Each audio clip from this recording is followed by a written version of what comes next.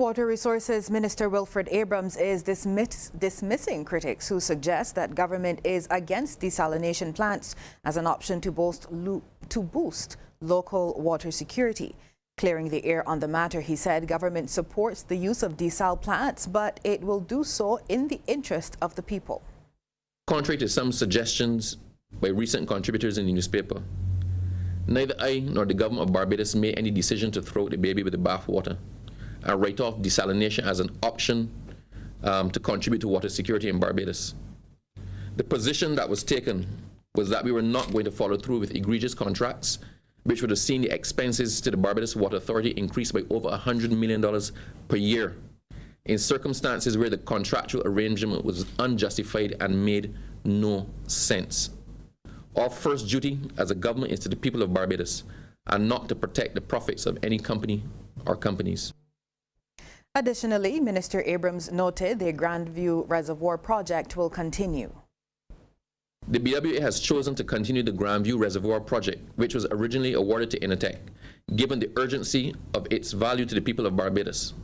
However, it will do so only on a transparent, reduced cost basis. A technical and vocational education and training, or TVET, policy has been drafted.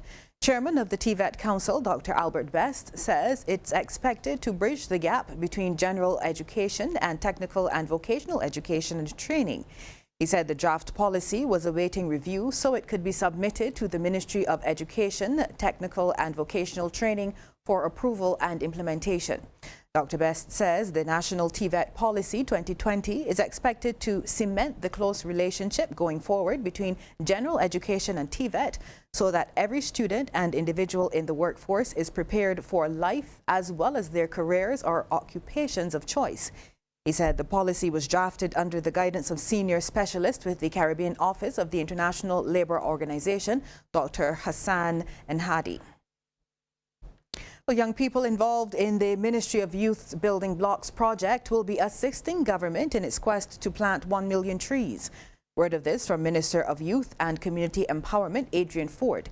He says among the benefits of the Block Garden project will be the increased production of food. Not only does it help with the agroforestry, but what it does is that it reduces the carbon dioxide that is killing the ozone layers and causing the global warming that we are having. A million trees equates to 48 million pounds of carbon dioxide we are able to extract, and that is able to save Barbados. So these blockpreneurs will be involved because they will be involved in the planting of trees as well, so that we can all work together to mitigate the existential threat that we are faced with. Here's a tip from Cooperators General Insurance. This tip of the day is brought to you by Cooperators General Insurance Company Limited. Insurance the way you want it to be. You can't tell by looking if someone's blood sugar is high or low. You'll need to take a finger prick of blood and measure with a blood glucose meter so that you can take appropriate action. This tip is brought to you in association with the Diabetes Association of Barbados. Let's protect our families.